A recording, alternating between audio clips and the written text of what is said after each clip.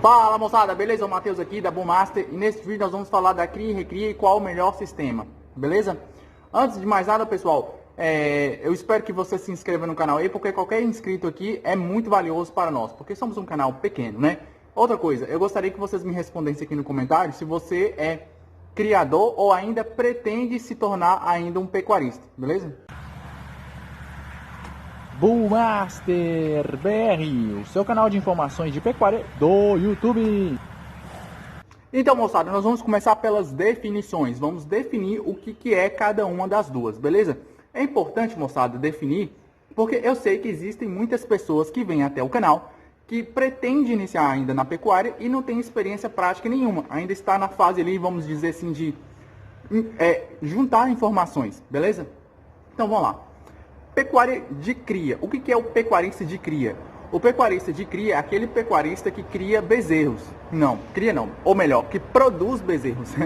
Uma definição mais assertiva seria isso. O pecuarista de cria é aquele pecuarista que tem o intuito de produzir bezerros. Se o pecuarista de cria é aquele pecuarista que produz bezerros, o que ele precisa ter, basicamente? Vacas, né? Vacas. A vaca que produz o bezerro, né? Então, se ele tem uma vaca para produzir o bezerro, ele tem que ter o garrote. Lembrando aqui, só uma definição bem rápida aqui, que a cria ainda a gente pode usar dois tipos de reprodução, né? A monta natural, que é o garrote mesmo, montando as vacas no pasto naturalmente, e você tem também a reprodução artificial, que é o IATF. Mas é uma outra questão, um outro papo, mas é só para vocês terem uma noção. Existem essas duas opções. Então, o pecuarista de cria tem a vacada e o reprodutor, ou a questão do IATF, né? Entendeu? Então ele vai lá produzir os bezerros. Então é basicamente isso. E já a recria seria o pecuarista que cria entre aspas porque a cria, a própria cria que eu falei, né? Produzir bezerros. Mas a recria seria a criação ali do bezerro de desmama, tá? Porque o pecuarista de cria ele tem, vamos dizer assim, a obrigação, vamos dizer assim, de levar o bezerro até a desmama. Desmama para lá já é outra fase, é a fase da recria, que é entrando na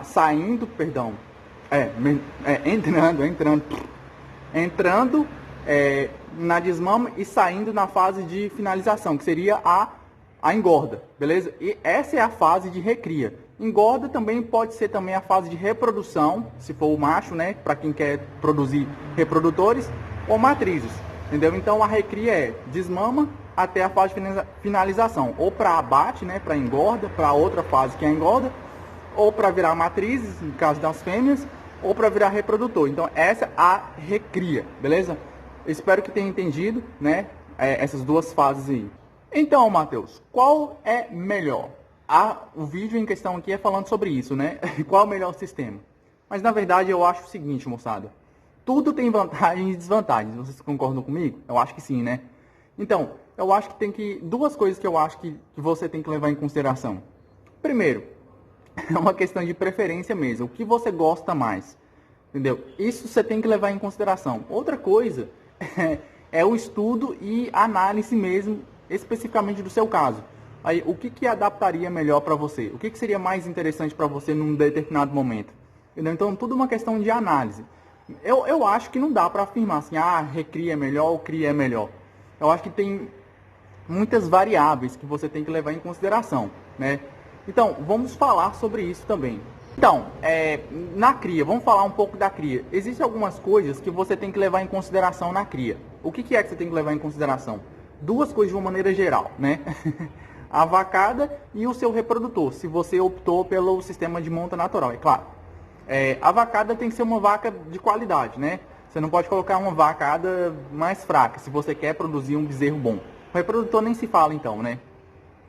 E o que é... Existem outras coisas que a gente vai levando em consideração também, ao longo do tempo aí, que você vai trabalhando com a cria. O que é? Três coisas básicas, né? Três coisas básicas no que se refere à reprodução. Que é, primeiro, taxa de prenhez. Você tem que ter uma taxa de prenhez no mínimo de 80%. Taxa de natalidade, tá? A taxa de natalidade também tem que ser acima de 80%. E uma terceira situação, que a taxa de desmama. Parece que são sinônimos, porém são coisas diferentes. Prenhez é a vaca literalmente que fica grávida, né? Agora, entre prenhez e a natalidade, existem possibilidades da vaca perder bezerro, né? Então, por isso que a gente já separa aí essa primeira etapa. A prenhez é uma coisa, a natalidade é outra. Não todas as vacas que emprenham que parem bezerros, né? Alguns morrem, entendeu? Então, essa é a primeira etapa. E a segunda, nem todas as vacas que parem bezerro, e o bezerro começa a sair andando no pasto, nem todos esses bezerros desmamam. Alguns morrem antes desse processo, entendeu? Então, é importante também que a taxa de desmama seja de pelo menos 75%, entendeu? O que isso quer dizer pra gente, moçada? Que as suas vacas, a vacada aí na cria, nem todas elas produzem bezerros. Isso significa que se você tem uma taxa muito baixa de prenhez, significa que todas as outras vão descer, evidentemente. Se você tem um gato miando aqui, ó. Deixa eu mostrar ele ali pra vocês. Fala alguma coisa aí. Eu não sei se deu pra ver porque eu tô filmando com a câmera frontal aqui. Mas a taxa de... Se o bezerro... Se a vaca nem prenha, significa que os outros nem se falam, né? Mas a questão é o seguinte, por que isso é importante? Porque você imagina se você tem uma vacada aí que não está produzindo bezerro, significa que o custo de criar ela está do mesmo jeito, tirando o custo financeiro de ter comprado a vaca, entendeu? Então, esses três conceitos de extrema importância para o pecuarista de cria. Moçada, é bem verdade que a cria tem lá suas vantagens, né? Mas só que é importante também ter em mente, na cabeça, na cachola, que a cria, pelo menos na minha visão, tá?